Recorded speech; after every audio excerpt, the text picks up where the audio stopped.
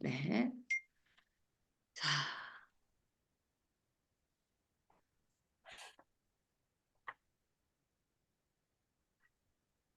음.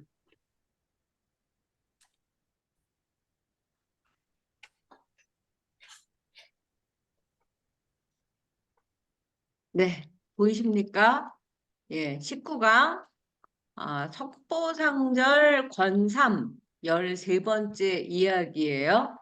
오늘은 사문유관이라고 해서 인간의 그 생로병사를 성문 밖으로 나가서 시달타 태자가 관찰을 하고 이제 생로병사를 다 이제 관찰을 했어요. 그 다음에 그 이제 출가한 사문, 그러니까 스님을 만나서 자기가 출가를 결심하는 이야기하고 그리고 이제 양평에 봉선사의 작은 절, 말사라고 하는 절이 한 100개가 넘는데 그 관세음 보살이 나타난 출연기도 같이 공부하도록 하겠습니다. 원래 이 제가 이제 뭐 봉선사에서 그 석보상절을 공부하면서 수업하는 여러 가지 이제 이유가 어, 봉선사가 교종 본찰이에요. 교종은 가르칠 교, 마루종 그래서 불교에 그 교종과 선종으로 나뉠 수 있는데 선종은 참선 하는 그런 것을 이제 주요 종지로 삼은 그런 이제 에, 그 이제 종파고 우리 봉선사는 부처님의 가르침 교리를 종지로 삼은 그런 이제 본찰이에요. 그러니까 우리 나라의 아주 이제 그 가장 중심되는 우두머리 사찰이 봉선사인데 그 봉선사에서 우리가 불교대학에서 이제 석보상절 강좌를 지금 4년째 그 같이 하고 있어요. 저는 이제 터키라는 먼 나라에 와서 강의를 하고 있고, 지금 이제 듣고 계시는 가와세 선생님은 일본에서 이제 듣고 계시고, 또 이제 그 곧 들어올 인도의 그 국립대 내루대 교수님은 사실 불교는 인도에서 탄생한 거지 않습니까? 이 시달타 태자도 인도 사람이고, 근데 이제 지금 불교를 오히려 우리가 인도에 전파하고 있는 그런 이제 그 상황이에요. 그리고 또 봉선사는 그 25교구 본사라고 해서 우리나라에 아주 중심되는 사찰이 커다란 절이 25개가 있고 그 25개 안에 작은 절들이 이제 그 수천 개가 있는데 우리 봉선사는 지금 100개가 넘는 경기도에 있는 그 절들은 거의 다 봉선사의 어떻게 보면 봉선사가 부모절이면 말사라고 하는 자식절들이 있는데 그 중에서 양평 상원사가 왜 중요하냐 하면 거기에 이 석보상절을 쓴 세조 임금이 행차를 한 거예요. 근데 그 세조 임금이 행차를 했을 때 마침 관세음 보살이 그 상원사 그 절 위에 출연을 하셨다는 거예요. 그래서 굉장히 중요한 절이어서 제가 이제 몇 년 전 요맘때 갔었던 그 생각이 나서 같이 이야기를 해 보도록 하겠습니다. 정봉길 보살님 들어오셨는데, 정봉길 보살님은 같이 가기도 했었어요. 그리고 이 이야기를 들어보셨겠지만, 또 이제 한 번 더 기억하기 위해서 공부하도록 하겠습니다. 오늘은 2024년 3월 12일 화요일 오후 1시고요. 봉선사 워린석보대학에서 이제 강의하고 있는 저는 터키 LGS 대학교 정진원입니다. 네, 마이크 꺼주세요. 누구신지. 네, 지방 방송이 들리고 있어요. 마이크 꺼주세요. 네. 19강 차례는 우리가 이제 지난번에 11번째 이야기는 12번째인데 이거 잘못 썼네. 병듦과 생로병사에서 병과 사, 죽음에 대해서 공부했었어요. 129쪽에 대한 공부를 했고, 18강은 봉선사의 불자님들하고 포교사, 봉선사를 알려주는 그 안내자 역할하는 포교사들께 봉선사 역사와 문화 그리고 미래라는 특강을 했었습니다. 그리고 이제 방학을 하고 오늘 19강 19번째 이야기로 만나도록 하겠는데 11번째 아니라 12번째고요. 제목은 사문유관 사문을 만나 출가를 결심하다 142쪽인데 오늘은 아까 말씀드린 대로 양평 상원사하고 세조께서 친히 이제 만나게 된 관음보살 책도 있어요. 그거에 대한 그림 사진들을 보도록 하겠습니다. 이거 제가 직접 찍은 사진이에요. 4년 전, 요맘때예요. 조금, 이제 지금보다는 이제 봄인 것 같아요. 근데 제가 며칠 전에 일기를 봤더니 요맘때에 가깝더라고요. 그러니까 굉장히 상스럽죠. 서기가 어렵다고 할까? 이게 이제, 우리는 보통 오대산 상원사를 많이 생각하고 있지만 이 양평에도 상원사가 있고 요 공중에 그 관세음 보살님이 출연하셨다고 해요. 꼭 한번 그 봉선사 근처에 사시는 분들은 가보시기 바래요. 어, 이 책도 있어요. 그러니까 이렇게 지금 본 어, 양평 상원사 위에 이렇게 관세음보살님이 이렇게 그 하늘에 떠 있는 거, 백의 관음 현상. 세조 7년 1462년 10월에 미지산 상원사 행행 때 행차 때 밤화전이라고 하는 상원사의 정각 위에 공중에 구름 위에 출연하신 흰 옷을 입은 백의 관세음 보살상 이렇게 되어 있고 이 책이 지금 서울대학교 규장각에 보관이 되어 있어요. 그래서 이거 그 책을 보면 이렇게 제가 붙였어요. 이렇게. 그리고 관음 현상기 이렇게 써 있고 중궁세자 수우 경기 경인 이렇게 써 있어요. 미지산하 이렇게 미지산이라고 써 있고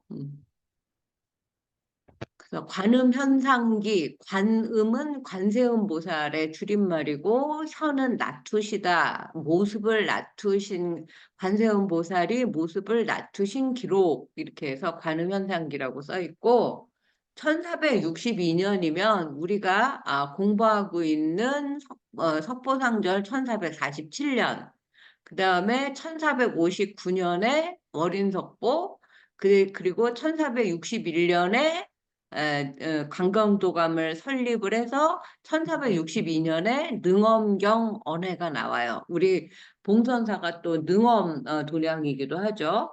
그 같은 능엄경 언해가 나올 때 관음현상기라는 책도 세조 8년에 최항이라는 신하가 세조 임금의 명을 받잡아서 기록한 책이고 목판 나무에 새겼어요. 그 1462년에 세조께서 경기도 지평 지역을 순시하다가 상원사에 주무셨대요. 상원사에 지금도 선원이 유명하죠.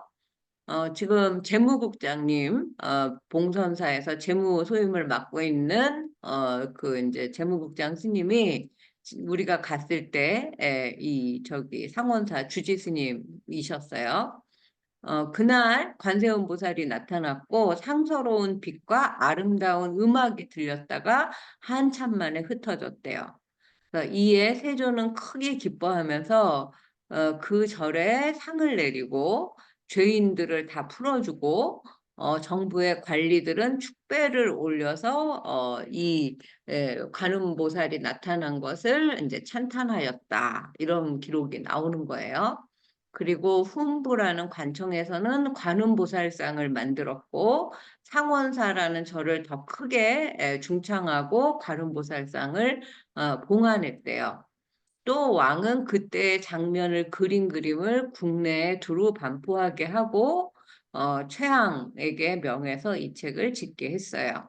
그래서 이 책은 상원사와 우리나라 관음신앙을 연구하는데 굉장히 좋은 자료로 규장각에 있어요. 그럼 최항이라는 사람을 볼까요? 최항은 이제 태종시대 1409년에 태어나서 성종 5년까지 이제 이 책을 쓰고 한 12년 후에 돌아가시죠.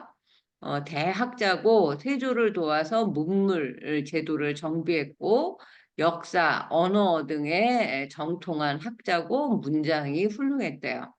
그리고 이제 알성급제라는 말을 하죠. 1434년에 이제 저기 뭐 장원급제 한 다음에 집현전 학자가 되어서 정인지하고 같이 훈민정음을 만든 사람이에요. 그리고 1461년에는 잠서는 이게 잠실할 때 잠재 누에잠 그때는 누에 쳐서 비단 짜는 게 굉장히 중요한 사업이어서 그 잠서를 훈민정음으로 써서 책을 만들었고 경국대전이라는 이제 조선시대의 그 이제 대표적인 그 역사책을 이제 만들고 법률 제도를 또 집대성했대요. 그 다음에 이제 응교라는 이제 벼슬에 있을 때는 용비어천가도 만드는데 참여를 했고 동국정은 훈민정음 해례본 용비어천가를 또 이제 보충하고 수정하는 것도 참여를 했고 또 이제 문집에 그 개인이 쓴 그 이제 기록 이제 책에 태어정집 관음 형상기라는 책들이 있어요. 네. 그러면 봉선사 말사 양평 상원사는 어떤 절인가 한번 보도록 할게요. 양평 상원사는 고려 후기 때 태고 보우 스님이 절의 관세음보살상 앞에서 12가지 서원을 발언을 했다고 해요. 그래서 양평상원사가 지금도 관음신앙으로 유명하지만 그 기도가 잘 되는 절로 유명하대요. 조선 초에 효령대군의 원찰이 되었고 효령대군은 세종의 형이에요. 세종과 세조 국왕이 행차하는 그런 절이었어요. 상원사가. 네, 산토시 교수님 들어오셨고 특히 세조는 이 그 양평 그 상원사 이 절에서 관세음보살을 직접 뵙는 영험 아주 신령스러운 경험을 한 후에 각별하게 상원사를 더 아끼고 지원을 했대요. 한국 전쟁 그 이제 6.25 전쟁 때 이 이제 불에 탔어요. 그때 여기에서 막 이제 전투가 벌어지고 그래서 역사적인 문화재는 이제 다 그때 없어졌어요. 지금은 이제 거의 그때랑 비슷하게 다시 복원을 해놨어요. 그래서 이 상원사는 경기도 양평에 위치한 전통 사찰이고 언제 지어졌는지는 확실하지 않지만 세조가 이절에 이제 행차 거둥 임금은 거둥이라고 하죠. 신증 동국열지 승남에 기록되어 있어서 조선시대에 확실히 있었다 초기에. 그리고 고려시대에도 아주 번성한 사찰로 조선시대까지 존속이 되었던 걸로 추정할 수 있고 또 1398년, 1392년에 태조 이성계가 조선을 건국하죠. 조안 화상이라는 스님이 이제 조선 초기에 이 상원사를 중창했고 세조 8년에는 왕이 직접 상원사에 와서 머물렀고 또 중창몰사를 행해서 그 세종의 형 효령대군의 원찰이 되었고 효령대군은 이제 그 강경도감 불교를 굉장히 이제 좀 기피하는 전문가였고 또 신미스님하고도 관계가 깊은 그런 이제 왕자였죠. 그 세조의 작은 아버지 숙부가 되는 거죠. 그리고 이제 그 근대에는 순종 원년에 1907년에는 이제 그 저기 뭐야 의병을 소탕하기 위해서 이제 법당만 남겨놓고 모두 타버렸었대요. 그러다가 1918년에 이제 최화송 스님하고 화주 차상원 거사가 이 이제 복원을 했고 또 1934년에 정원 스님이 중수했는데 또 6.25 때 모두 불탔대요. 그리고 이제 1969년에 덕송 스님이 초막 이제 초가집 세 칸을 짓고 이 상원사를 이제 복원하기 위해서 착수를 시작을 했고 그 다음에 1970년에는 경한 비구니 스님이 취임해서 요사체하고 삼성각, 대웅전, 용화전을 차례로 지었어요. 그래서 지금 이 경한 비구니 스님은 그 밑에 절에서 또 저기 주석하고 계셔요. 그래서 고려 시대에도 있었던 절인데 창건 시기는 알 수가 없고 이제 가장 오래된 것은 고려 후기에 태고화상 어록 부록에 유창이 쓴 이웅존자 아 이게 뭐야? 이웅존자 시원증행장 이렇게 여기에다가 기록이 남아 있고 그다음에 1330년 고려 충수강 때 태고 보우스님이 여기 양평 상원사 관세음 보살상에서 12대 서원을 세웠다는 내용이 여기 들어 있대요. 그리고 이제 보호스님이 상원사에 얼마나 주석했는지 알 수 없지만 1333년 가을부터 14세기부터 개경의 감로사에 있었다는 기록이 있어서 그 30년, 31년, 32년 요때쯤에 계셨겠구나 알 수가 있고 또 조선 건국 초인 1398년 태조 이성계가 임금인 7년 그 시절에는 조한 스님이 중창했다는 기록이 있고 조한 스님은 정지 국사 지천 스님의 제자다. 그 다음에 1395년에 이 지천 스님과 함께 용문사 여러분 다 아시죠?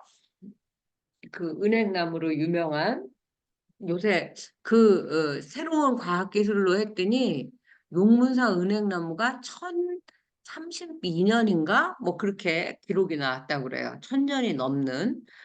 여기서 멀지 않은 상원사를 중창을 했는데 당시에 가람이 얼마나 사찰이 컸는지는 전하지가 않고 있어요. 그러다가 조선시대에 이제 집중적으로 초기에 이 상원사 기록이 나타나는데 세종 32년 1450년에 정효강을 이 상원사 절에 보내서 병이 낫게 하는 수륙제를 베풀었어요. 세종실록 32년이니까 이거는 이제 이때 돌아가시거든요. 세종 임금이. 그러니까 이제 이 관세음 보살의 영험으로 병이 낫게 해달라고 이제 병을 낫게 하기 위한 수륙제를 지낸 것 같아요. 수륙제는 뭐냐?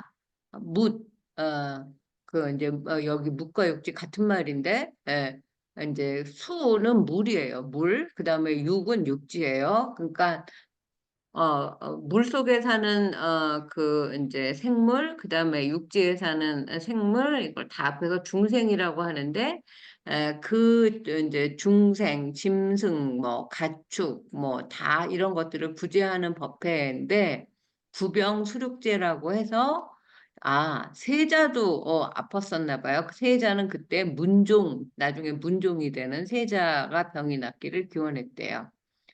세자죽 문종이 병약해서 세종은 이 1450년 한 해 전에 1449년에도 대자암에서 약사제, 그 약사열애, 를 위한 제와 수륙제를 이제 연 적이 있다. 그 세종실록 31년. 그래서 문종이 세종 돌아가시고 왕이 됐지만 또 금방 돌아가셔서 그 다음에 그 아들 단종이 왕이 되고 단종이 왕이 된 지 또 얼마 안 돼서 그 이제 삼촌이었던 수양대군이 단종의 임금자리를 이제 차지하고 세조가 되는 거죠. 지금 이제 우리는 그 세조가 쓴 책을 공부하고 있어요. 그래서 선생님, 세종과 잠깐, 효령대군에 대해서 아니, 상원사 선생님, 숙제 때 왕은 불정심 다란이를 간행했어요. 그러니까 다란이는 이제 그 염불 우리가 뭐 수리수리 마수리 뭐 이런 것들을 다 다란이라고 하죠. 그 다음에 아미타경, 아미타불을 이제 위양경전, 관운경은 관세음보살 이런 것들을 사경을 했대요. 그래서 신하들에게 세자의 왕쾌를 기원하는 독경을 이제 권했다고 써 있고 그 다음에 이때 왕은 이제 세종 때죠. 그 세종과 상원사의 인연은 효령대군에서 비롯된 듯하다. 효령대군이 대단한 불자였기 때문에 이제 이 그 세종에게 상원사라는 절도 알려준 것 같아요. 효령은 태종의 둘째 아들이고 세종은 셋째 아들이었죠. 그 양녕대군과 효령대군 두 형이 그 자리를 양보해서 세종이 왕이 된 거지 않습니까? 그는 불교를 숭상해서 회암사, 흥천사 등의 중건에 기여를 했고 여러 경전의 언해, 간행에 참여했어요. 효령대군이 회암사도 지금은 봉선사의 말사지만 옛날에는 회암사의 말사가 봉선사였어요. 회암사는 거의 지금 경복궁 규모의 그 이제 태조 이성계가 말년을 보낸 그런 이제 궁궐의 형태와 똑같은 어마어마한 이제 규모의 절이었죠. 그리고 흥천사도 왕실 사찰로 동대문 아직도 있어요. 동대문 근처에 그 지금 도남동에 있습니다. 그다음에 조선 초 왕실에 이렇게 아주 돈독한 불교 신앙 이거 이상하게 생각해야 되죠. 왜? 조선 시대는 유교 국가를 이제 그 표방하고 나라가 세워졌는데 왕과 이 왕의 형과 왕의 아들은 불교 신자였다는 거잖아요. 그러니까 겉으로는 유교를 믿는 걸로 이렇게 백성들에게 나라를 그렇게 이제 건설을 했지만 고려 시대부터 쭉 믿어왔던 것은 하루아침에 그 신앙, 종교는 없어지지 않았어요. 그래서 그 영향을 받았습니다. 그리고 1452년 단종이 즉위할 당시에 효령대군의 농장도 상원사 근처에 있었다고 해요. 그리고 이곳에서 또 그 종을 만들어서 이 상원사에 봉안하려고 했는데 신하들이 반대했다라는 게 단종실록에 나오고 이처럼 양평 상원사는 오대산 상원사뿐 아니라 효령대군의 지원을 받고 있었고 효령대군이 주선해서 세종이 그 문종 왕자를 위해서 구병수록제를 열었던 곳이에요. 이와 같이 조선 초기에 상원사는 효령대군의 원찰로서 왕실의 적극적인 지원을 받았고 그 후의 역사는 뭐 기록에 안 남아 있어서 잘 알 수가 없는데 세종과 세조 불교를 수호하는 그런 왕들이 있었던 이후에는 이제 점점 유교 국가로 이제 불교를 억제하는, 억압하는 정책이 강화되면서 더 이상 왕실의 주목을 받지 못했던 것 같다. 이렇게 기록에 나와 있습니다. 그리고 이제 그 세조의 관음현상기 우리가 앞에서 봤던 그 그림 이게 이제 세조대에도 이어졌는데 세조는 사실 우리 저기 봉선사 그 수목원 그리고 이제 광릉이 이제 세조의 그 왕릉이지 않습니까? 근데 이제 살아있을 때부터 이쪽에, 그 수목원 쪽, 양평 쪽에 자주 사냥을 왔었대요. 그러니까 거의 세조는 살아서도, 돌아가셔서도 우리 봉선사, 있는 그 절을, 이제 정말 내 집 드나들듯이 했던 그런 분이시죠. 1462년 세조 8년부터 여러 차례 이 양평 상원사 절에 행차했고, 그때 관음보살을 친견했고, 이때 정황을 최항이라는 대학자가 책으로 남겼어요. 그리고 이제 세조가 1462년 10월에 세자와 함께 이제 의경세자라고 해서 나중에 덕종으로 추존이 되는데 성종의 아버지예요. 20살에 갑자기 죽습니다. 사냥을 나갔다가 상원사를 들르게 됩니다. 그런데 상원사의 그 멀리 떨어진 곳에서부터 북소리, 범패 소리가 막 들리더라는 거예요. 근데 막상 절에 갔더니 아무도 없더래요. 그런데 한순간에 갑자기 구름에 저리로 이제 솟아오르면서 관세음 보살님이 나타났다는 거죠. 이거 머릿속으로 한번 상상을 해보세요. 그 상원사로 왕자하고 같이 그쪽에 이제 지금도 거기 산세가 막 엄청 이제 그 높고 그 수풀이 우거져 있었어요. 제가 갔을 때에도.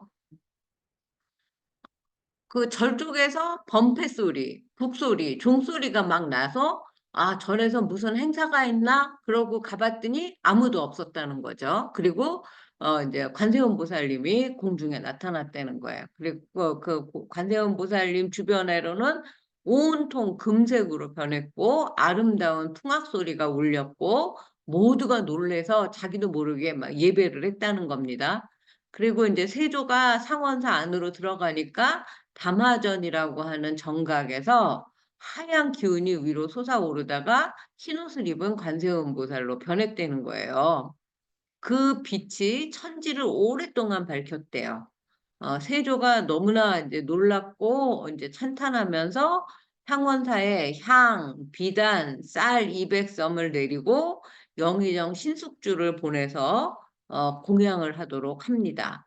또 이제 관세음 보살상을 만들어서 그 상원사에 봉안을 하고 관세음 보살의 그림을 그려서 전국에 배포를 했대요. 아울러서 살인, 강도 같은 흉악한 범죄자 빼놓고는 전부 다 죄를 사면해 줬다고 해요. 어, 그래서 이제 지금 이 상원사를 봉선사의 말사로 우리가 이제 다시 재조명해야 되는 그런 이제 절이라는 걸 말씀을 드리고 싶은 거죠. 그리고 이제 근현대에는 어, 이 절이 조선 후기에도 여러 지리책에 뭐 이름이 빠짐없이 나온대요. 그리고 이제 1907년에는 의병운동을 하던 절이었고 또 이제 불타서 화성 스님이 중건을 했고 또 이제 한국 전쟁 때는 용문산 전투가 되게 아주 큰 전투였나 봐요. 그래서 전부 다 불에 타서 이제 그 소실이 되었다가 1969년이면 얼마 안 됐죠. 또 덕송 스님이 이제 중건을 하고 또 1970년 이후에는 경한 비구니 스님이 중건을 했어요. 그래서 지금 현재 상원사 가람절은 대웅전, 삼성각, 용화전, 청학당으로 구성되어 있고 효령대군의 진영을 보고 봉안하고 있다고 해요. 그리고 이제 정창손이라는 이 또 조선시대 세종시대에 태종에 태어나고 성종 18년까지 살았던 그 동래 정시고 제 그 선조이기도 한데 이분이 왜 중요하냐면 이분이 세조 임금을 광릉에 모신 분이에요. 그래서 정창손에 대해서도 잠깐 살펴보도록 하겠습니다. 근데 이 정창손이라는 신하는 훈민정음을 이제 짓는 거, 만드는 것도 반대했고 훈민정음으로 불경, 이제 능원경언에 그 금강경언에 만드는 것도 어, 반대했대요. 그래서 사실은 그 우리 지금 훈민정음 불경을 공부하는 사람으로서는 정창손에 대해서 그렇게 좋은 감정을 가질 수는 없는데 동네 정씨고 할아버지는 정자 부자이고 아버지는 정흠지 중추원사 벼슬을 한 어머니는 그 최병예라는 벼슬을 한 분의 딸이래요. 그리고 정갑순이 또 형이기도 하고 집현전 학자였어요. 1443년에. 그리고 이제 한글, 그 훈민정음의 제정을 반대하다가, 이제 벼슬도, 저기 세종이 이제 뺐고, 감옥에 넣었고, 그러다가 금방 다시 풀어줬어요. 1445년에 이제 또 집의라는 벼슬아치가 되었는데, 또 이제 그 1446년에 세종이 불경을 간행하려고 하자, 왕실의 불교 숭상을 강력히 반대하다가 또 이제 좌천됐대요. 왜냐하면 이제 조선은 유교 국가를 이제 대표하는 그런 나라로 세워졌으니까 이렇게 여러 번 왕실이 불교를 숭상하는 거에 반대하는 상소를 올렸던 신하인데 세종은 이 정창손의 말을 듣지 않았죠. 그리고 이 정창손은 또 단종이 다시 임금이 되는 걸 반대했대요. 1462년에 정창손의 사위가 김질이라는 사람이었는데 성삼문, 박팽년, 이계, 하위지, 유성원, 유흥부 단종의 이제 외삼촌인 권자신 등과 함께 처음에 이제 그 이 김질이라는 사위가 단종이 다시 세조를 이제 저기 자리에서 물러나게 하고 단종이 임금이 되도록 이제 모의를 했어요. 그런데 김질이 아무래도 이게 성공할 것 같지 않으니까 이거를 정창손 장인어른한테 폭로했어요. 그래서 정창손은 이 사실을 세조에게 알려서 이제 이 사육신 이 이제 생기게 된 거죠. 그래서 세조는 이제 왕위에서 물러나지 않았고 그 공으로 좌익공신 3등에서 2등이 됐고 또 보국 숙록대부라는 이제 벼슬이 더해졌고 부원군으로 또 이제 그 또 벼슬이 높아졌어요. 그래서 나중에는 대사성, 대제학, 우의정까지 된 사람이 정창손이에요. 그런데 이제 생육신이었던 김시습이 정창손을 막 비난을 했죠. 그러나 세조로부터는 자기의 왕자리를 지켜준 신하이기 때문에 대단한 신임을 얻어서 1457년에 좌의정이 되었고 이듬해에 이제 그 정창손 어머니가 돌아가셔서 이제 옛날에는 부모님이 돌아가시면 벼슬을 내려놓고 이제 그렇게 그 이제 상을 치르는 그런 걸 했어요. 3년상 뭐 이런 거 하잖아요. 그러니까 세조는 그 이 신하가 그 상을 입은 거를 그 같이 추모하기 위해서 하루 동안 정사를 보지 않고 이제 부의를 내렸어요. 그리고 상중에 있는 대신을 3년상이 지나기 전에 다시 벼슬에 이제 임명해서 영의정을 시켜요. 그래서 정창소는 아주 아는 게 많고, 이제 자기의 어떤 그 주장 같은 걸 굽히지 않고, 세종에게도 유교국가에서 불경을 편찬하면 안 됩니다. 뭐 이렇게 말을 했지 않습니까?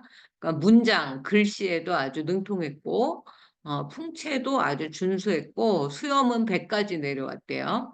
그리고, 성종, 임금까지 신하를 했으니까, 그때 이제 시호가 충정이었다고 해요.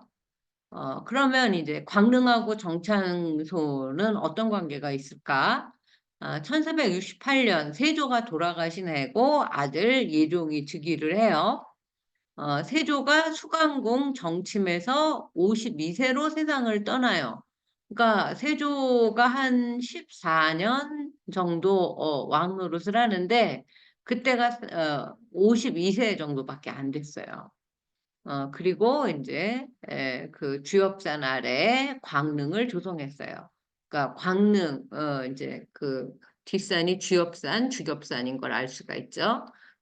원래 이 산소자리는 동래정씨 정창손의 선조들이 이제 선산으로 쓰던 곳인데, 이 광릉, 이 풍수지리 가들이 보고, 여기에다가 세조 임금의 산소를 만들면, 조선 왕조가 500년 간다라고 말을 했대요. 그래서 동래정씨 묘역은 다른 곳으로 이장이 됐어요. 이제 가까운 곳에 있어요. 정음지의 묘는. 세조 광릉의 자리가 좋아서 조선 500년을 세조의 후손들이 통치하였다고 하는 풍수지리 그 가들의 이야기가 이제 전해지고 있고 지금도 그다음에 1483년에 성종 14년에 세조의 왕비 정의왕후 윤씨가 정의왕후 윤씨는 우리 봉선사 객원당에 이 그 봉선사를 창건한 그런 이제 그 인물로 모셔져 있죠. 온양에 그 온천에 가셔서 그 이제 병을 치료하다가 66세로 세상을 떠나요. 남편은 52세로 세상을 떠났고 그때 같은 해에 광릉 동쪽에 이제 정유황후 능이 있죠. 자, 그래서 이제 광릉에 가보시면 이렇게 어, 우리가 바라볼 때 왼쪽에는 세조능이 있고 오른쪽에는 정유황후 능이 이제 부부의 능이 이제 모셔져 있죠. 광릉은 원래 세조, 예종, 성종 때 문신 정창손의 아버지 정음지에 산소가 있었는데 예종 때 이제 아버지 세조의 능자리로 선정이 되자 정음지의 산소는 이장을 했다. 그리고 이제 광릉 택지 제조도감이라는 벼슬을 맡고 있었어요. 정창손이 세조의 왕릉을 조성하는 이제 책임자였다는 거죠. 그러니까 그 자기의 선산을 내놓고 광릉으로 이제 넘겨주게 되는 거죠. 그래서 이제 제가 정음지에 산소가 어디로 옮겼는지 찾아봤더니 장현 한 99번지 여기가 이게 지금 이제 그 정음지의 산소인데 원래는 이 산소가 지금의 광릉 자리에 세조능 자리에 있었다는 거죠. 네. 요렇게. 그래서, 원래 이제 광릉, 하고, 정음지의 묘를, 이제 그 거리를 보니까 7.4km, 여기 국립수목관이 있고, 여기가, 지금 저기 뭐죠? 광릉이 있고, 여기 봉선사가 있고, 그 다음에 여기, 정음지의 묘가 있어요. 뭐라고 장현 초등학교예요. 현대병원 있는 근처에 있습니다. 그래서 정음지의 묘도 전 한번 아직 못 가봤는데 가보고 싶어요. 네. 오늘은 그래서 봉선사의 역사로는 양평 상원사 세조임금님이 그 관음보살을 친견했던 그런 곳으로 아유, 원수연 보살님, 어떻게 얼굴 보여주시네요. 지금 다시 한번 사진을 찍도록 하겠습니다. 음, 자, 아, 어, 어, 네. 자, 신수진 씨, 아까 얼굴 안 보여서 인사 못 했는데 인사 한번 하시겠어요? 네, 안녕하세요. 네. 네, 오늘 신입생이에요. 지금 얼굴 보이고 있는 원수연 보살님, 우리 단톡에 굉장히 이 석고상절 그 강좌를 위해서 애를 많이 쓰고 있는 거의 데모 역할을 하고 계시는 그런 분이시고, 실질적 회장님 역할을 하고 계세요. 안녕하세요, 원수연 보살님. 오늘 병원에 가서 검사하셔야지 된다고 하는데, 지금 거기 병원이에요? 원수연 보살님? 네, 네, 대기 중에 아, 있습니다. 대기 중에 있으시군요. 예. 예. 저기, 가와세 선생님, 산토시 쿠마르 선생님 잠깐 얼굴 보여주시겠어요?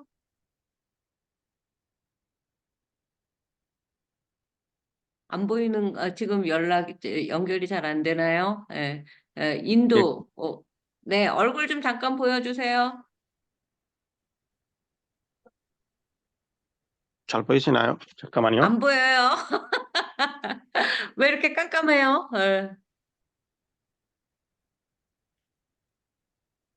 네, 어쨌든, 반갑습니다. 그리고, 제가 피터 리라고 하시는 선생님이 오늘 처음 뵙는데, 잠깐 자기소개 해주시겠어요? 네, 반갑습니다. 저는 이제 이 피터리라는 이름이 우리 저 영어로 하는 스터디 그룹에 이제 그 줌으로 했기 때문에 이렇게 했는데 이름은 이제 네, 이풍호고요. 네, 네, 네. 본명은 동산입니다. 그 정 동산, 교수님이 네, 네. 정 교수님께서 그 저기 국제 포교사 사랑방에 아, 네, 예, 네. 월인석보 아, 네, 강의에 네, 대해서 네. 올려주셔가지고 저도 아, 이제 전에 한번 BTN에 제가 이제 저 KBS, SBS에서 방송국 PD로 있다가 이제 은퇴를 그러셨군요. 했는데 그 이후에 이제 BTN에서 그 자문역을 맡고 있었어요. 그러십니까? 예. 네, 그래서 그때 교수님에 대해서 좀 저 들었던 것 같기도 하고 출연하신 거 네, 뵀던 것 같기도 하고 그래서 제가 이제 네. 이 책을 아, 네, 이 2권인데, 책을 그건. 예, 지금 네, 3권 공부하고 있어요. 예. 갖고 있었는데 그래서 네, 반가워서 한번 교수님 강의도 듣고 네, 또 제가 또 네, 이제 그 한글 창제하고 이제 뭐 그 저 파스파 문자하고 좀 관계 있는 거에 대해서 좀 네, 관심이 있어가지고 네, 거기에 네. 대해서 조금 더 상세히 정 교수님 강의를 통해서 알지 네, 않을까 네, 해서 네. 이 듣게 공부를 됐습니다. 강의를.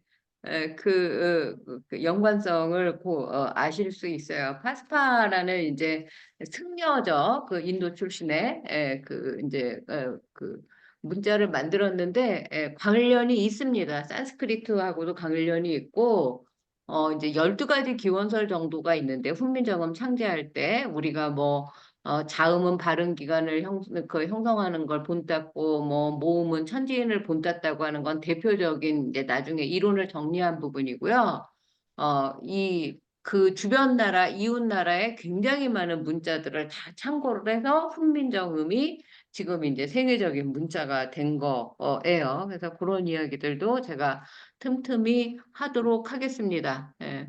정봉길 보살님 계속 저기 인터넷이 안 되는지 들어갔다 나왔다 예, 입장을 교수님. 하시는데, 네, 산토시 교수님, 국립 예, 내루대 안녕하세요. 예, 한국학과 반갑습니다. 교수님이에요. 예, 네, 네, 네, 어, 안녕하세요. 어, 저는 인도 네루대학교 산토스 교수라고 합니다. 반갑습니다. 네, 계속해서 이 학기에 반갑습니다. 돌아와서 반갑습니다. 영화, 네, 네. 네, 교수님. 방학 잘 보내셨었죠?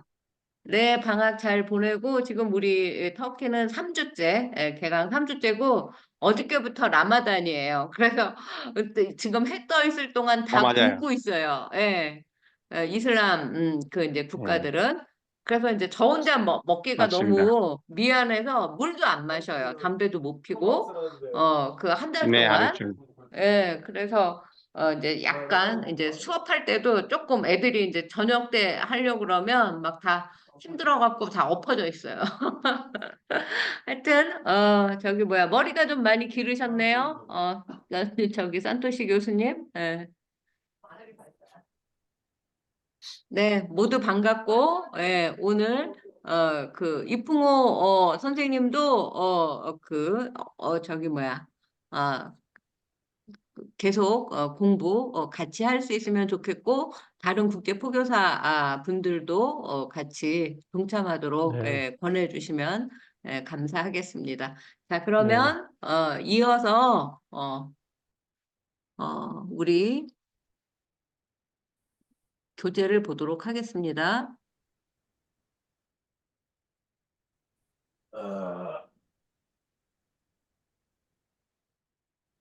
우리 교재가 네. 마이크 말씀 나누지 않을 때는 꺼주세요. 예, 12번째 이야기. 요거 읽도록 하겠습니다. 이게 결국은 생로병사의 그 아주 찐한 그 괴로움의 그 네 가지 대표적인 걸 공부를 하고, 결국은 그 생로병사의 이야기가 이 사문유관의 사문을 만나서 출가를 결심하게 되는 그 부분에 대한 이야기를 하고자 그동안 우리가 생로병사의 공부를 했었어요. 그래서 요번 이야기에서는 시달다 태자가 드디어 왕궁의 4대문 중에 마지막 북문에 나가서 노병사를 관찰하고 시름에 겨웠던 원인의 결과를 해결할 열쇠를 찾는 날이에요. 그래서 그것은 곧 출가한 비구 사문, 쉽게 말하면 스님을 이제 만나는 일입니다. 그래서 이제 북쪽 대문 밖에서 기다리고 있던 이제 그 하늘의 신 정거천이 비구 스님으로 변신을 해서 멋지게 이제 걸어가서 태자가 한눈에 반하게 만들 차례에 와 있어요. 그동안 이제 저도 저를 이제 오랫동안 기웃거리면서 절밥을 얻어먹은 지 이제 30해가 좀 넘었습니다. 한 88년도부터 제가 서포상절 내용을 이제 스님한테 물어보면 다 가르쳐 주는 줄 알고 저를 들락거리기 시작했어요. 그러다가 결국은 이제 다 모른다고 해서 제가 독학을 해서 지금에 이르게 되었습니다. 그렇지만 어쨌든 그 30해 남짓 동안에 많은 스님들의 출가 동기를 듣기도 하고, 또 삼국유사가 제 두 번째 박사학위 논문인데 삼국유사 등에서 고승대덕의 이야기를 살피게 되기도 했습니다. 그걸 볼 때마다 하나같이 예사롭지가 않았어요. 특히 삼국유사 효선편의 스토리텔링은 모두 편모, 홀아버지, 홀어머니 밑에서 자란 효심 깊은 이제 그 아들, 딸들이 효도와 불교 수행이 둘이 아니다. 효도, 선은 불교 수행, 불교의 선행이 둘이 아니다라는 그런 이제 주제로 쓰여져 있는데, 삼국유사에만 있는 특별한 장이에요. 삼국유사의 차례가 다른 것들은 이제 중국의 고승전이라든지 이런 그 차례를 그대로 이제 차용을 해서 비슷하게 다 해놨는데, 이 효선편만은 이련 스님이 이제 따로 만들어서 장을 마련한 건데, 제가 가장 좋아하는 장이기도 하고, 삼국유사가 휴머니즘을 지향하는 책이로구나라는 그런 어떤 대표적인 특징도 나타내고 있는 그런 이제 편목이라고 생각을 합니다. 그 불교 수행과 효도가 둘이 아니라는 인간적이고 철학적인 메시지를 담고 있는 책 뭐라고요? 삼국유사.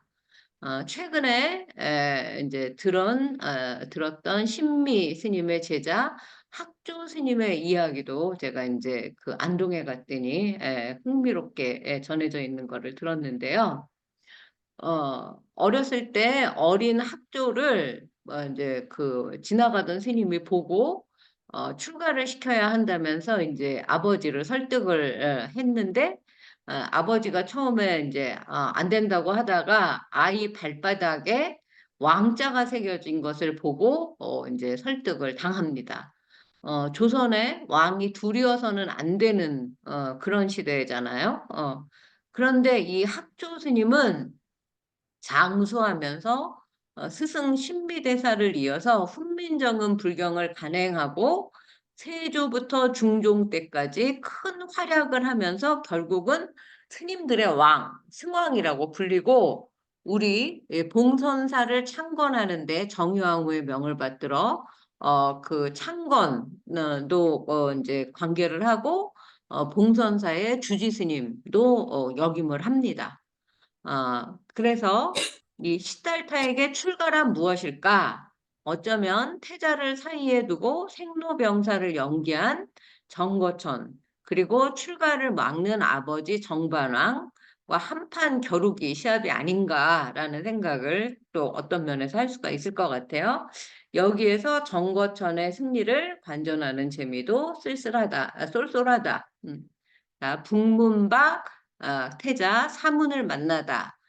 요거 처음이니까 요 앞에 거 제가 한번 읽어볼게요. 요거 좀 후미정음으로 쓰여져서 이제 얼핏 보면 생소한데 제가 읽는 걸 들으면 지금 한글하고 별다른 거 없이 바로 이해하실 수 있어요. 또 북문 밖에 나가시어 말을 부려 즘개 밑에 쉬시며, 즘개는 커다란 나무예요. 매사반 사람 물리시고 하우자 깊은 돌이 사랑하더시니 정거천이 사문이 다외야 석장 잡고 발이 받고 알파로 디나가거늘 이렇게 나와요. 정거천이 사문으로 변신하여 석장, 석장은 스님들이 짚고 다니는 지팡이, 그 다음에 바리는 바루, 그 다음에 알파로는 앞으로 지나가거늘. 그래서 사문이 뭘까? 사문은 부지런히 행적 받나다 혼말이니 중을 사문이라 하나니라. 사문은 부지런히 행적을 닦는다고 하는 말이니 중을 사문이라고도 한다. 장은 석장의 장이에요. 막다흰이 막다흰 머리에 골회이셔 짚어 다닐 적에 석석한 소리 날새 석장이라 하나니라. 요거는 요 밑에를 보면 또 북문 밖에 나가셔서 말을 부려놓고 즘개나무 밑에서 쉬시며 모시고 있는 사람을 물리치고 누가 시달타 태자가 혼자 생로병사를 다 이제 관찰했으니까 깊은 도리를 생각하고 사유에 잠겨 있을 때 정거천이라는 하늘신이 사문이 되어서 석장을 짓고 바리떼를 받치고 앞으로 지나가셨어요. 사문은 부지런히 행적을 닦는다는 말이니 중을 사문이라고 한다. 장은 막대기니 막대기에 아까 골회는 고리예요. 고리가 골회에서 바뀌었구나, 변했구나 알 수 있고, 짚고 다닐 때 석석한 소리, 쩔렁쩔렁하는 소리가 나죠. 고리, 주석으로 된 고리가 달려 있으니까 석장이라고 한다. 자, 여기서부터는 혹시 윤민자 선생님 한번 읽어보실까요? 이제 태자는 성문 밖에 나가 커다란 나무 아래 단정히 앉아 사유하는 일이 일과가 보인다. 그래봤자 시종들이 따라붙고 말을 타고 시종을 굽어 살피는 시찰의 연장선상에 있지만 말이다. 그들을 물러가게 하고 말에서 내려 앉아 깊은 도리를 생각하는 명상에 잠겼을 때 우리 정거천께서 스님의 모습을 하고 등장하신다. 여기서 사문의 모습이란 부지런히 행적을 닦는 사람이고 중이라 부른다. 행적은 도를 닦는다는 뜻이다. 지금은 중이라는 단어가 스님을 낮잡아 부르는 호칭이 되었지만 15세기 당시에는 우리가 호칭하는 스님 이상의 뜻이었다. 석보상절 6권에는 승가의 의미로 중림내란 단어도 나온다. 또한 부처라고 쓰지 부처님이라고 하지 않는다. 어쩌면 님이 덧붙지 않아도 저절로 존경의 의미가 우러나는 본래의 우리말이 점점 격화된 예가 아닐까. 아줌마가 여사님이 되고 김씨가 김사장이 되어가는 설레처럼 말이다. 유교의 나라 조선에서 조금 올려주세요. 혹독한 불교 박해로 인한 의무의 인프레이션. 이 사문의 고동보소 석장을 짚고 바리떼를 들고 천천히 걸어갈 뿐이다. 그 지팡이에서 고리가 달려 석석한 소리가 난다. 훤칠한 대장부의 모습으로 걷는 것만으로 좌중을 압도한다. 석장은 윗부분을 주석으로 만든 지팡이인데 탑 모양인 윗부분에는 큰 고리가 있고 그 고리에 작은 고리를 여러 개 달아 소리가 나게 되어 있다. 짤랑거리는 지팡이 소리 정도가 조금만 올려주세요. 되겠는데, 예, 있는데 되겠는데, 석석한 석석하다는 표현이 마음에 든다. 사전에는 까끌거리는 깔깔하다와 차갑다는 방언으로 남아있다. 바리 때는 스님들이 사용하는 밥그릇, 곧 바루를 말한다. 그런데 그 바루를 받쳐둔다고 한다. 인도 조각을 살펴보면 큰 바루를 두 수행자가 어깨에 받치고 있는 모습이 보인다. 받다는 꽤 여러 용도로 쓰이고 있는데 한 손에 지팡이 짚고 한 손에 바루를 어떤 모습으로 잡아야 공경하는 의미가 담긴 받다를 표현할 수 있는지 문득 궁금하다.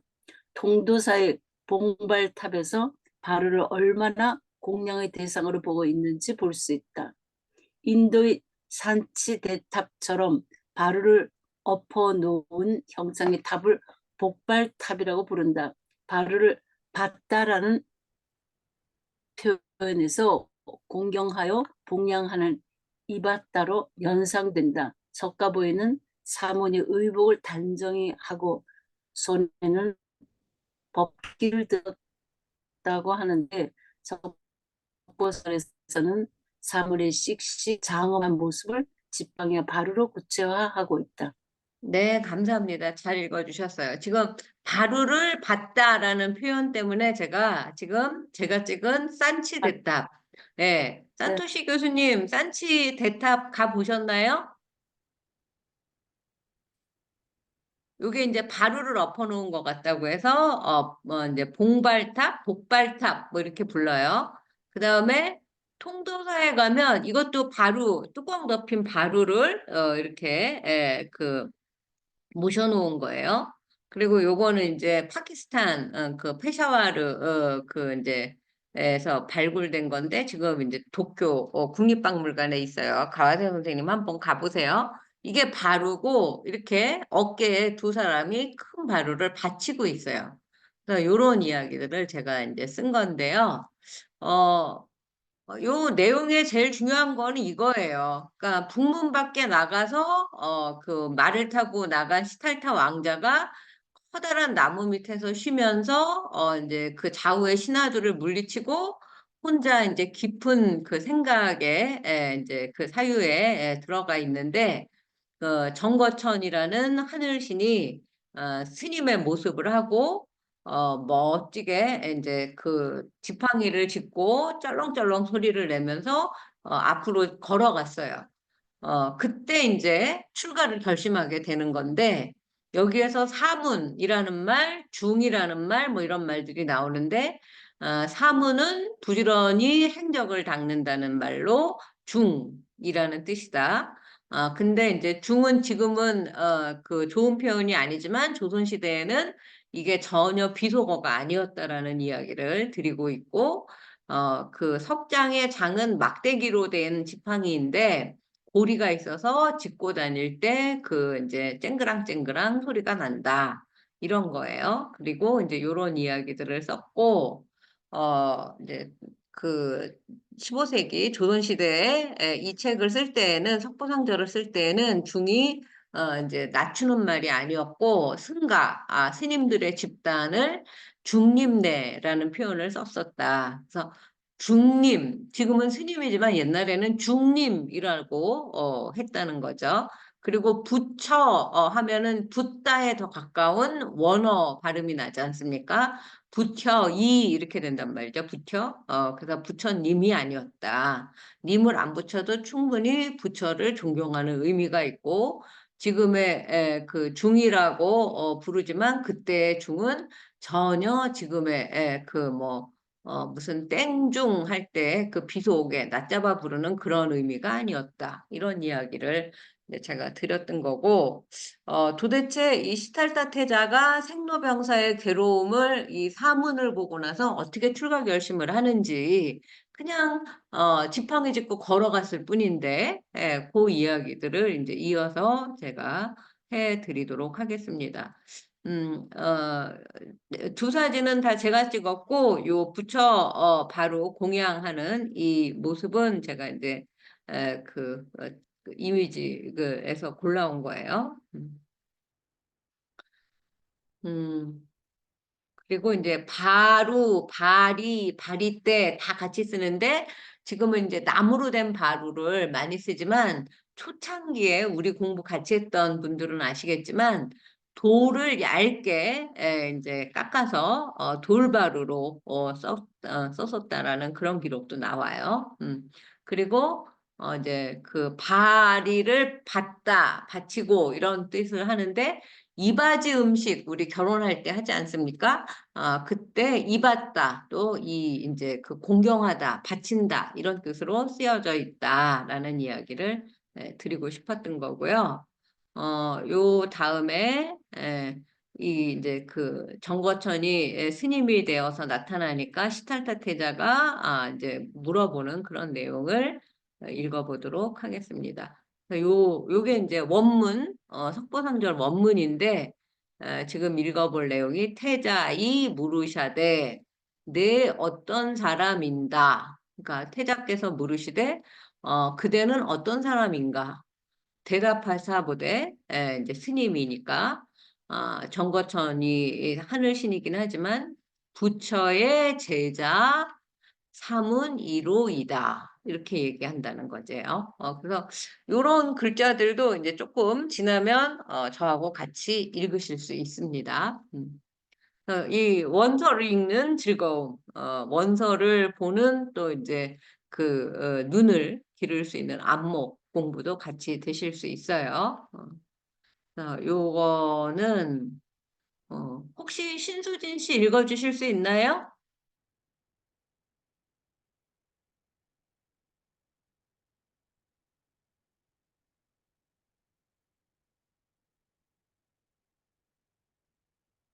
마이크 잘 안 되나요? 제가 읽을까요? 네. 태자가 물으셨다. 그대 어떤 사람인가? 대답하되 부처의 제자 사문이라 합니다. 태자가 물으셨다. 어찌 사문이라 하는가?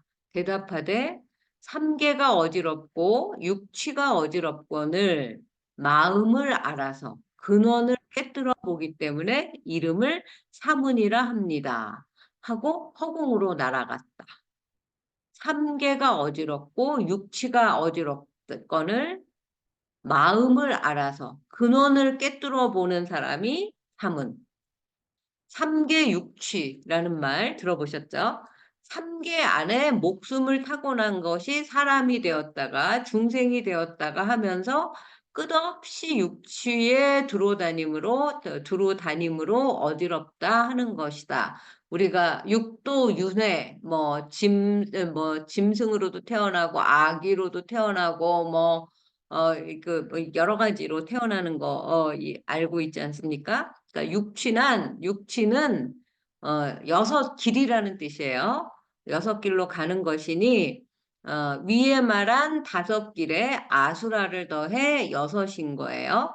부처는 삼계 밖을 벗어나서 삼계는 욕계색계, 무색계라는 불교의 이제 그 우주관 같은 거죠. 벗어나서 항상 편안한 그런 존재이거늘 깨달은 사람은 삼계 밖을 벗어난 그러니까 이제 해탈한 그런 이제 그 존재라면 우리 같은 중생은 그런 벗어날 일을 하지 않아서 육취에 떠돌되 육도에 윤회하되 수고로운 줄을 모름으로 어지럽다고 한다. 수고로운 줄을 모름으로 수고롭다는 말은 괴로움을 받는다라는 뜻이에요.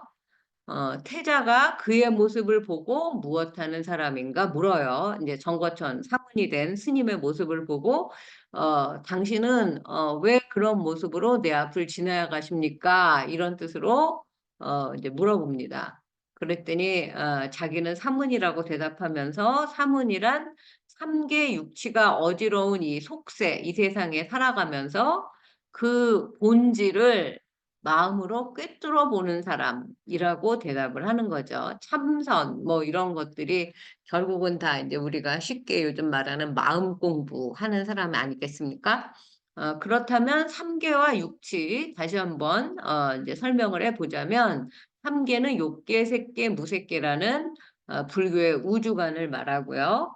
그 안에서 끊임없이 육취는 하늘 사람, 인간, 아수라, 축생, 아기, 지옥 이렇게 6도예요. 사람이 되었다가 축생이 되었다가 윤회하는 일을 모두 잡아 이르는 말이에요. 오직 부처만이 3계를 벗어나서 항상 편안한데 그 부처가 되고자 수행하는 이가 사문, 스님이라는 뜻이다. 여기서 중생은 사람과 대비될 때는 이제 15세기 조선시대에는 중생이 두 가지 의미로 하나는 짐승의 의미로도 쓰였고 부처와 대비될 때는 살아있는 모든 존재, 사람을 포함한 동물 등 육도를 윤회하는 대상을 가리키기도 합니다. 뭐 이제 뭐 죽어서 무슨 뭐 소가 된다느니 뭐 그 뭐 여러 가지 그 뭐 밥을 먹고 바로 누우면 뭐 이런 이야기들이 다 이제 이렇게 전해져 내려오는 거죠. 사무는 그렇게 말하고는 허공으로 날아갔다. 요즘 말로 시크하죠. 그랬더니 태자의 반응. 그 사문과 이렇게 문답을 나누고 나서 요거 짧으니까 태자인 일하샤되 교할시어 이사 마삼의 혼이 즐겁도다 하시고 돌아들으샤 가장 기꺼하시더라. 그동안은 생로병사의 모습을 보고 궁에 들어와서 시름에 차 있어가지고 아버지 정반왕이 궁녀들을 더 많이 이제 늘리고 막 풍악을 울리고 산의 진미를 갖다가 그 이제 그 바치고 뭐 이런 일이 계속 있었죠. 태자께서 말씀하셨다. 교할셔를 제가 좋을시고 이것이야말로 마음에 권해지고 즐겁도다.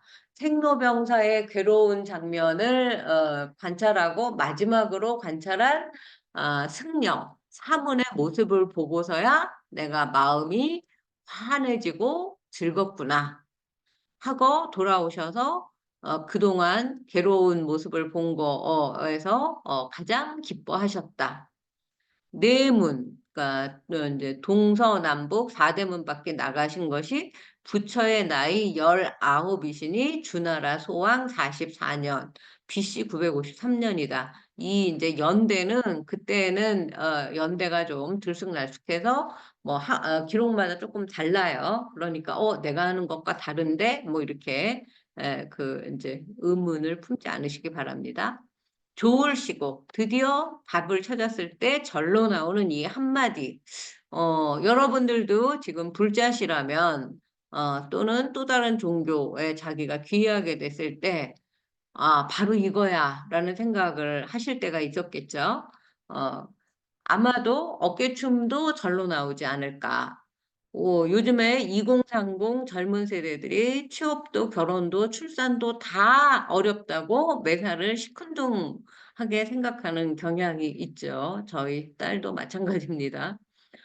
저에게도 그런 지금 이제 요거는 사문유관, 네, 이제 그 죽은 사람을 이제 어, 문 밖으로 데리고 나가고 지금 이게 이제 정거천이 스님의 모습으로 바루를 손으로 왼손으로 받치고 오른손으로 석장을 든 척보상절 그림의 팔상도 모습입니다. 어, 그리고 이제 이렇게 뭐 이제 시달다 태자가 말을 타고 이렇게 지나가는 모습 이런 것들이 보이고요. 그리고 이제 요게 이제 저기 뭐야 그 책으로 이렇게 붙이면 요거는 시달다 태자가 사문을 만나는 모습이고 그 말을 마친 후 구름을 타고 허공으로 떠나가는 모습이에요. 사문 유관이라고 쓰여져 있고 예. 여기서도 이제 지금 태자가 말을 타고 거동하는 모습을 볼 수가 있고, 예. 그러니까 저에게도 딸이 하나 있어서 제가 보기에는 연애도 안 하고 지금 뭐 이제 일본에서 직장에 다니고 있는데 어떻게 잘 살고 있는지 늘 마음이 조마조마합니다.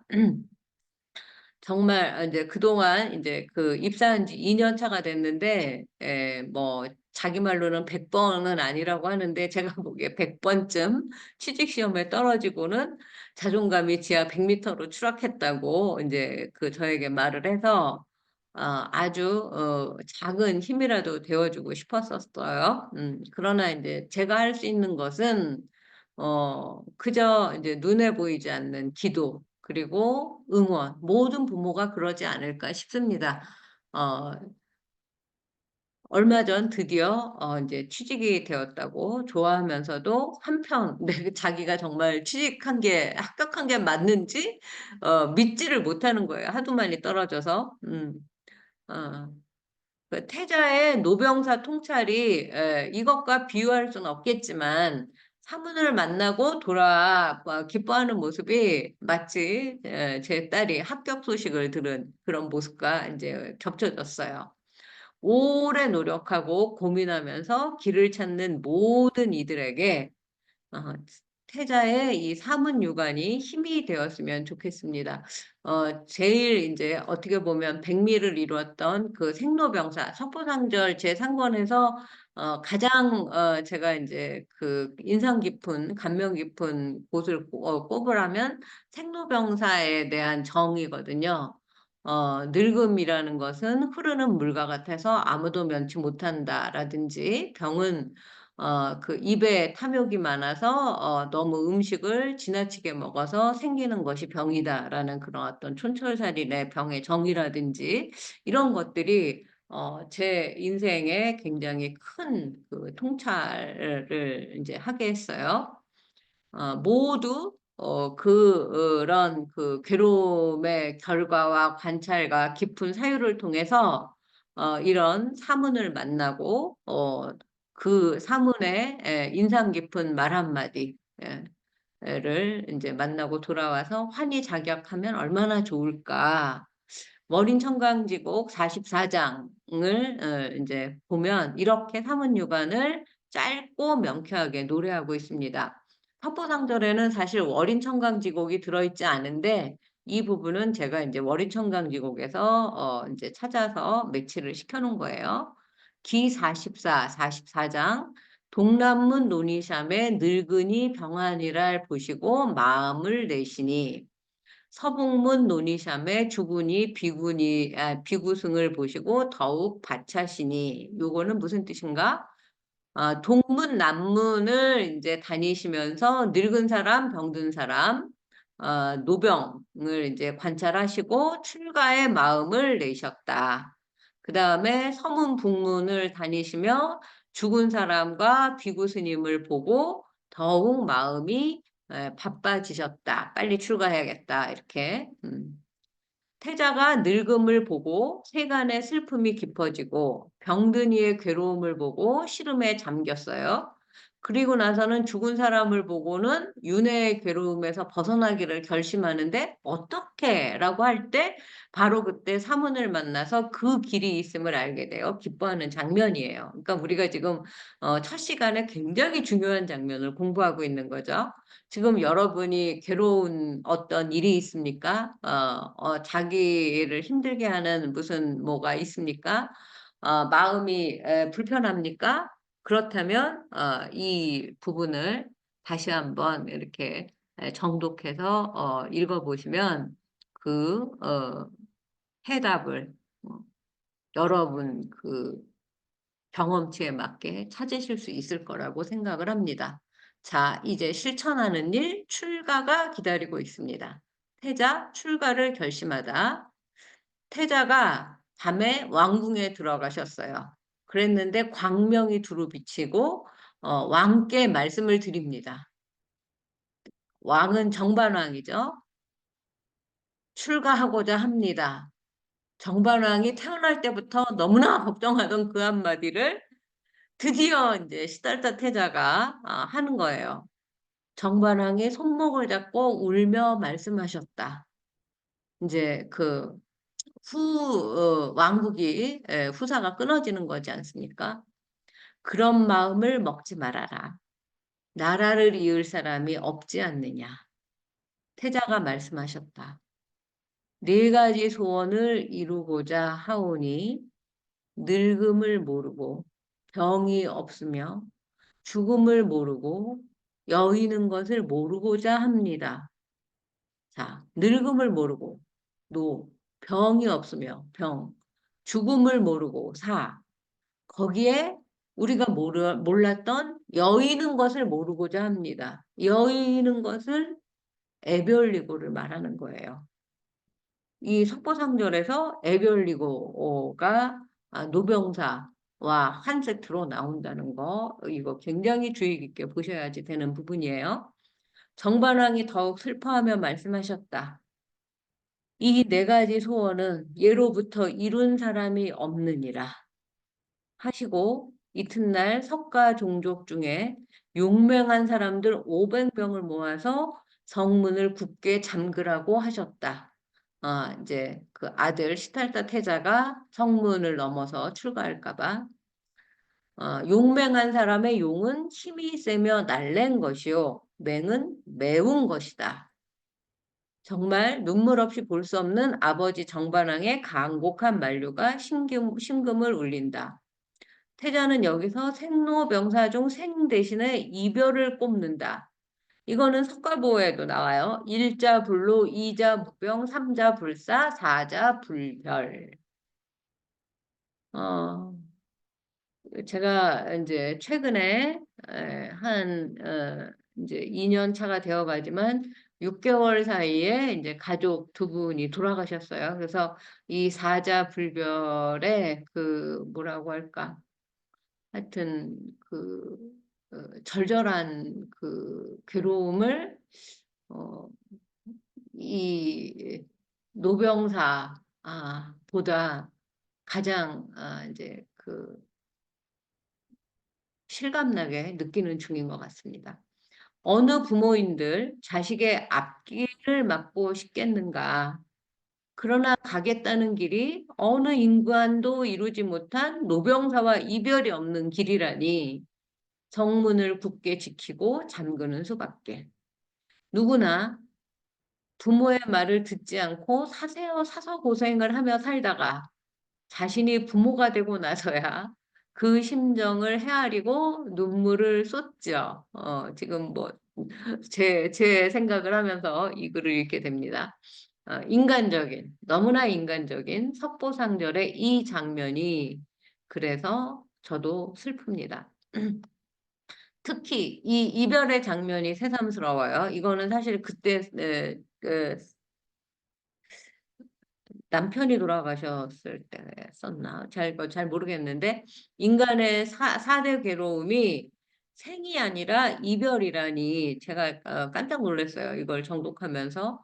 노병사야 살아가면서 직접 겪고 있거나 간접 체험으로 그 괴로움을 절절히 알아가게 되지만 그 끝에 이별의 괴로움이 버티고 있는 것은 저의 경우 간과하고 살았어요. 그런데 석보상절 제3권에서는 사고에 해당되는 생로병사 대신에 팔고의 첫 구절에 해당되는 애별리고를 얘기하고 있는 겁니다. 석보상절의 저번처럼 여겨지는 석가보 제1권에도 그렇게 기록을 하고 있어요. 사별의 경험을 한 사람, 죽음의 끝에서 맞닥뜨리는 이별이 살아남은 자에게 얼마나 큰 괴로움이 되는가를 이 글을 쓴 사람은 잘 알고 쓴 것 같습니다.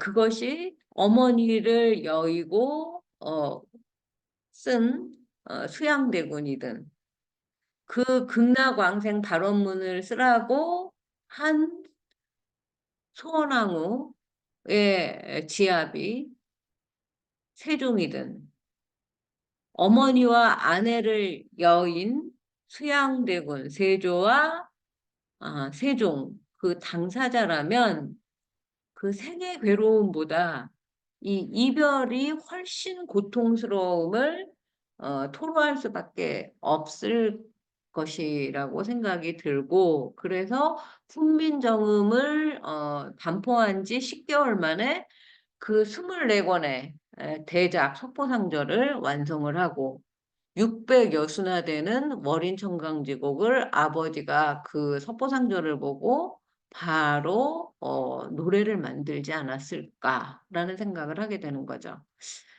저도 사별의 괴로움을 겪고서야 이 문구의 수수께끼를 풀게 되었다. 인간은 결국 아는 만큼 보이는 것이다. 이게 이제 남편이 돌아가시고 나서 이제 나중에 보충해서 쓴 것 같네요. 네.